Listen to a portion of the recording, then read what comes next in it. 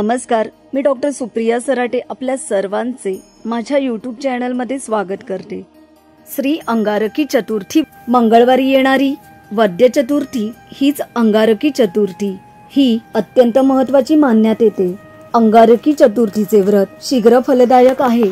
अंगारकी चतुर्थीचा उपवास करून गणेशाची पूजा करावी। चंद्रदर्शन घेऊन उपवास सोडावा। भक्तिनिष्ठेने अंगारकी संकष्टीचे व्रत केल्याने श्री गणेशाचे आशीर्वाद मिळून सर्व मनोकामना पूर्ण होतात, असे या व्रताचे महात्म्य आहे। मुद्गल पुराणात व गणेश पुराणात अंगारकी व्रतकथा सांगण्यात आली आहे। अवंती नगरीत क्षिप्रा नदीच्या तीरी वेदवेत्ते अग्निहोत्री महर्षी भरद्वाज राहत होते। त्यांचे अनेक शिष्य होते। ब्रह्मकर्मे करून ते ईश्वराची आराधना करीत होते। त्यांना पुत्र संतान नव्हते, म्हणून ते दुःखी होते। एकदा नारद मुनी फिरत त्यांच्या आश्रमात आले। नारद मुनींनी त्यांना दुःखाचे कारण विचारले। आपल्याला पुत्र संतान नसल्याचे त्यांनी सांगितले। तेव्हा नारद मुनी त्यांना म्हणाले, गणेशाची पूजा प्रार्थना करा। श्री गणेशाला प्रसन्न करून घ्या, तुमचे मनोरथ पूर्ण होईल। नारद मुनींनी त्यांना श्री गणेशाच्या व्रताचे मार्गदर्शन केले। गणेशाचे मंत्ररूप स्तोत्र म्हणण्यास सांगितले। गणेशाची भक्ती केल्यास त्यांच्या सामर्थ्याची प्रचिती आपणास येईल। गणेश म्हणजे परब्रह्म परमात्मा आहे। उपनिषद, पुराण, वेद यामध्ये श्री गणेशाचा महिमा वर्णिला आहे। त्याच्या कृपेमुळे इच्छित फलप्राप्ती होते, असे सांगून नारद मुनी तेथून निघून गेले। ऋषी महर्षी भरद्वाज नारद मुनींनी उपदेशानुसार गणेश भक्तीत मग्न झाले। एकदा त्यांनी क्षिप्रा नदीवर जलक्रीडा करीत असलेली सुंदर स्त्री अप्सरा पाहिली। तेव्हा त्यांचे तेज द्रवीभूत झाले। ते पृथ्वीने धारण केले। पुत्र निर्माण झाला। त्या बालकाचा वर्ण जास्वंदीच्या फुलासारखा लाल होता। पृथ्वी मातेने त्यांचे संगोपन केले। मुलगा 7 वर्षाचा झाला। मुलाने मातेला विचारले, माझे अंग लाल कसे, कारण काय ते मला सांग। यावर पृथ्वीने त्यांना सांगितले की भरद्वाज ऋषी तुझे पिताश्री आहेत। तुझा जन्म श्री गणेश कृपेने दिव्यपणे झाला आहे। श्री गणेशाचा रंग लाल, तोच रंग तुला मिळाला आहे। माते, मला पित्याचे दर्शन घडव। त्या बालकाने सांगितले। पृथ्वीने स्त्रीरूप घेतले व त्या बाळाला घेऊन ती भरद्वाज ऋषींच्या आश्रमात गेली व त्या बाळाला त्यांच्या स्वाधीन केले। क्षिप्रा नदीकाठी घडलेल्या घटनेची त्यांना आठवण करून दिली। त्यांनी पृथ्वी मातेचे स्वागत केले व बाळाला जवळ घेतले। गणेशाची स्तुती केली। महर्षी भरद्वाजांनी त्या बाळाचे उपनयन केले। त्याला वेद शिकवले।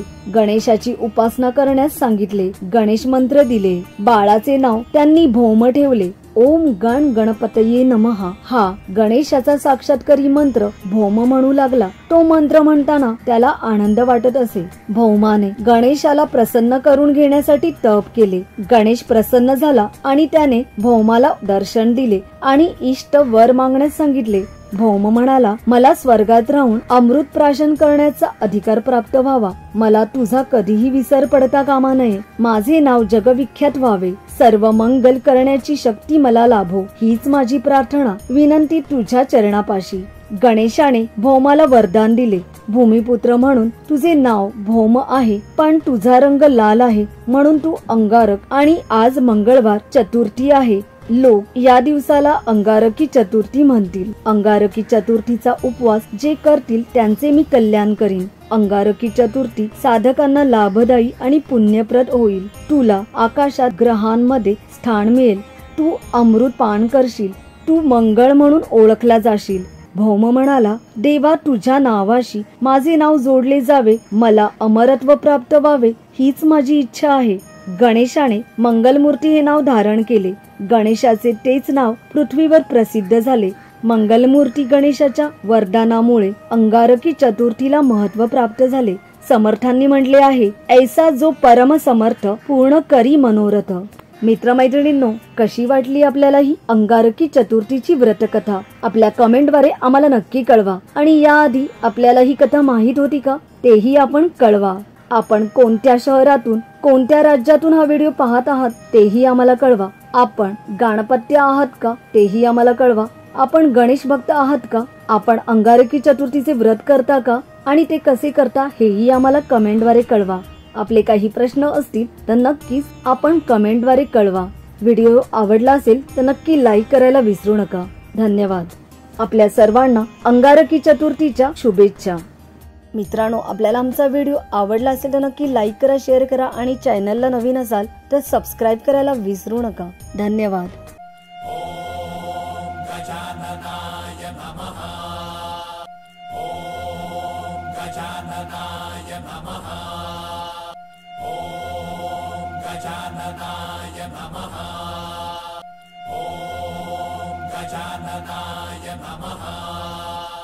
ओम गजाननाय नमः. ओम गजाननाय नमः. ओम गजाननाय नमः. ओम गजाननाय नमः. ओम गजाननाय नमः. ओम गजाननाय नमः. ओम गजाननाय नमः.